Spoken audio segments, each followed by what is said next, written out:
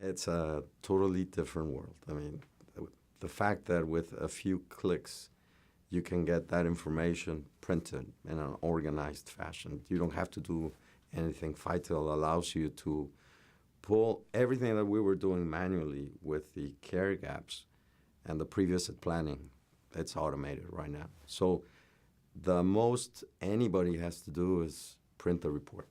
We had to start somewhere. We were new to the field, that the FITEL was new to us, so we decided to focus on diabetes. We chose 6 clinics, and we were able with FITEL to identify those patients that were uncontrolled diabetics, and we defined them as those having hemoglobin A1C value greater than 8. So we were able to look and focus on those patients that are above 8 and identify them, divide them by each clinic, and have a care manager who is a member of the team, who is an RN or an LPN, and start working with those patients and with us to try to identify why are they uncontrolled.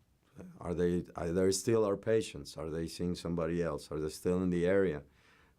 Why are they taking the medicines, et cetera, et cetera?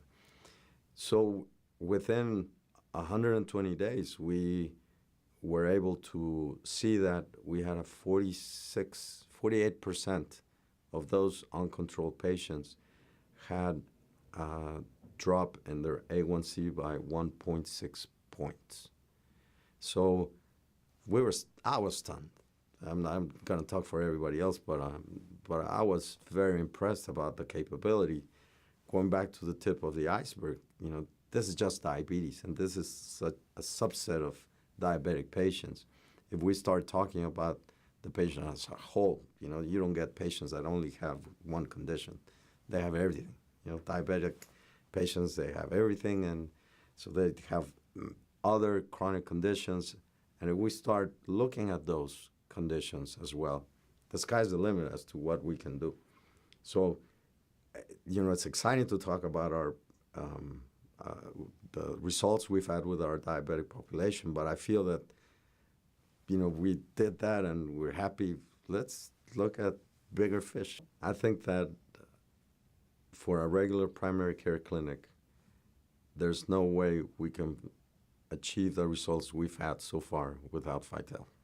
Well, I think the ones that were doing the manual pre-visit planning, they're loving it, and I don't think they can even remember those days when they were pulling data manually, or they probably don't want to think about those days anymore.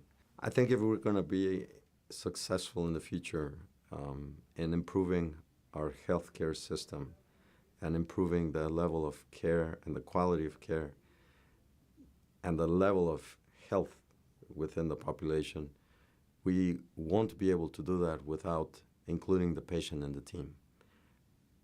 I think for many, or historically, we've typically assumed the active part, and the patient has been the passive player in directing what we think they need to do. And I think that definitely has changed. The availability of information at their fingertips and the ability to compare data, get other opinions, get more information. Definitely we need to exploit that. We need to make sure that they understand that they play an active role.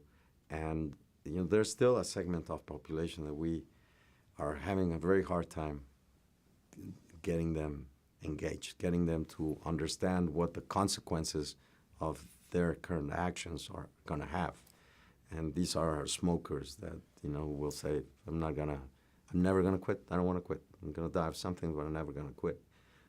That's where we need to start working harder in saying, yes, you have the right to smoke, but this is what's going to happen, and this is what the cost of care will be. And how can we help that patient understand that, the consequences not only for a person, but it's for the community. We are working with our care managers. They've been elevated to if from a data collector or data collection person to starting to have that active role in engaging the patients, teaching them how to do motivational speaking, how to interview. Um, so I think many of them are very excited that they're doing the kind of nursing that initially got them to nursing school. I think that you don't know what you don't know. So if I have no idea that I have X number of patients out there that are uncontrolled, that's never in my radar. Nowadays, we know what our patients are doing, how they're doing, as far as we can tell. And we have to play an active role in bringing them in trying to see what are the obstacles in their healthcare. Why are they not either coming to the office? Why are they not controlled, etc.? And the only way we can do it is with tools like FITEL, with health information exchange, starting to connect more communities. Otherwise, we'll remain in our own silo and in our own bubble, and we know where that's gotten us today. I would say that without technology, without a product like FITEL, you're in deep water. They're not going to make it happen.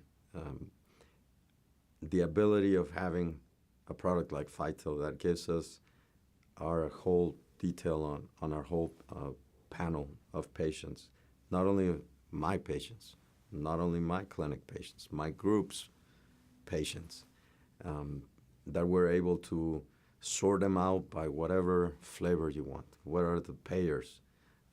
What are their conditions? What is their control? What are their care gaps?